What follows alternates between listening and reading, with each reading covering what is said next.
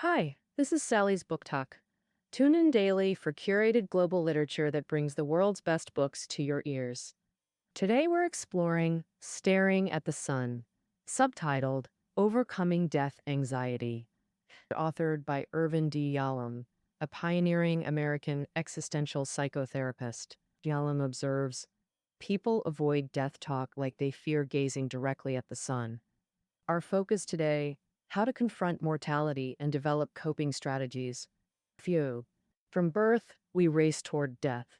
This unspoken dread silently shapes life's trajectory. Imagine this. At a reunion, hearing of a classmate's passing, that gut punch moment, the unspoken terror of could this be me? Lingers beyond words. That's death anxiety manifesting. This shadow accompanies us through life's journey. As years accumulate, mortality's reality becomes undeniable, an unavoidable conversation. So, how do we conquer this fear to live fully? Yalom's work illuminates the art of purposeful living. As founder of existential humanistic therapy, Yalom champions self-determination, therapy's most impactful approach. A cancer survivor himself, Yalom's palliative work reveals profound insights into terminal patients' psyche. Yalom's prescription, not avoidance, but courageous confrontation, dispels death's terror. For those struggling, start by asking, should we look? Dare we look? Through clinical narratives, Staring at the Sun offers antidotes to existential dread. Now let's examine three core concepts from this transformative work. First, understanding death anxiety. Second, how mortality fears sabotage life fulfillment. Second, the positive impacts of death anxiety. Third, how to transform death anxiety into meaningful living. Now let's begin with part one, lifting death's veil to confront our deepest anxieties. Centuries ago, Confucius observed, time flows like relentless river waters, never ceasing day or night. The Babylonian epic hero Gilgamesh lamented, my heart grieves, I dread mortality's inevitability. These voices echo humanity's eternal struggle. This universal fear birthed cultural taboos around mortality discussions. In Chinese tradition, children are taught to avoid uttering death casually. A British therapist once told me, public death talk feels like discussing sex in the streets. Deeply unsettling. Three core reasons fuel death anxiety. First, the agony of losing loved ones or being lost to them. Second, mortality reveals our finitude, time's cruel expiration date. Third, the unimaginable void of non-existence. The terror of contemplating post-mortem nothingness. Adult death anxiety manifests in two primary forms. Type 1, constant dread of imminent demise, like the insomniac patient convinced death's arrival is moments away, seeing mortality in every experience. All endeavors are meaningless. Even Earth will return to cosmic dust. He'd lament. This is death anxiety at critical mass. For him, mortality wasn't abstract, but personal and immediate. The second manifestation is more prevalent. Persistent existential unease without clear focus. Daily life permeated by undefined tension. A patient named Juliet approached Yalom, her anxiety growing increasingly severe. She became hypervigilant about health, minor aches triggering full panic attacks. Midnight emergencies to her physician became routine. The former athlete now avoided all risks, her paralysis crippling career and relationships. Yalom asked, when did this pattern begin? The question revealed unresolved grief over her friend's death 2 years prior. Her true fear wasn't death itself, but life's unfinished business left behind. Juliet had abandoned her painting talent for practical therapy work, successful yet unfulfilled. A buried artistic void fueled her existential dread. Like many, her death anxiety stemmed from life dissatisfaction, the terror of unlived potential. The less authentically you live, the stronger death's grip becomes. Incomplete life engagement directly fuels mortality fears. Death anxiety manifests beyond panic through aimless existence or chronic complaining without action. Now, understanding death anxiety's covert influence, it operates like a phantom, haunting lives with unease masked as routine. This realization might unsettle you. How conquer unseen fears to truly live, you might ask? Paradoxically, death anxiety holds transformative power. Our second exploration. Observe humanity's death paradox, simultaneous dread and fascination. Extreme sports enthusiasts chase mortality's adrenaline edge. The passing tributes account memorializes strangers daily, digital mortuary practice attracting millions. Through these digital rituals, we become silent witnesses to departed lives. Why this paradoxical urge to explore what we fear most? Yalom proposes death anxiety contains transformative potential, becoming life's propulsion system. Mortality awareness ignites our urgency to live with purpose. Countless stories feature ordinary people transformed by near death experiences. Their worldview shifts fundamentally thereafter. The timid soul becomes bold risk taker. The conformist challenges conventions. History offers striking examples, like Dostoevsky's 1849 execution reprieve. Arrested for anti-Tsarist activities, the writer faced firing squad until last-minute exile commutation. Death approached, then retreated. This brush with mortality became his creative fulcrum. The distinguished author evolved into transcendent literary giant. Confronting execution awakened profound empathy evident in Crime and Punishment's psychological depth. Recall Juliet. Through therapy recognizing her unlived artistic life fueled death fears, she began asking, what unfinished business demands my courage? Had she confronted grief earlier, death anxiety could have catalyzed positive transformation. Thus, the crucial factor, timely recognition of mortality's whispers. We call these recognition points awakening moments. Yalom identifies them as life's crossroads, when change forces existential reckoning. First scenario, the agony of farewells. Universally painful human experiences. Losing loved ones plunges us into profound grief, forcing existential reckoning through sorrow's lens. Yalom documents his own transformative farewell experience. Frank Yalom's mentor and academic guide shaped his professional journey. At 95, facing life's sunset, Frank received Yalom's final hospital visit. Alzheimer's had erased Frank's cognitive map of relationships. Yalom shared memories of their shared past, met with vacant responses. Then, miraculous moment, recognition dawned through dementia's fog. And sorry, I can't hold on to who you are, Frank confessed. Yalom's heart ached. This must be terribly painful for you. Offered unexpected comfort. There is beauty in daily rediscovery. This became Yalom's awakening moment, etched permanently. Years later, Yalom still treasures Frank's final lesson in graceful impermanence. Frank embodied radical presence, finding joy in momentary awareness. I savor each instant like first sight, he told his protege. Memory's theft couldn't steal his capacity for connection. Beyond loss, when else does death awareness strike? Life's crossroads demand choices, highlighting our finitude. Major decisions confront us with time's cruel arithmetic. Every choice excludes alternatives. No undo button exists. The book introduces Alice, elderly woman gripped by irrational burglary fears. Despite security systems, she lay awake anticipating imaginary intruders. For unexplained terror masked deeper existential anxieties.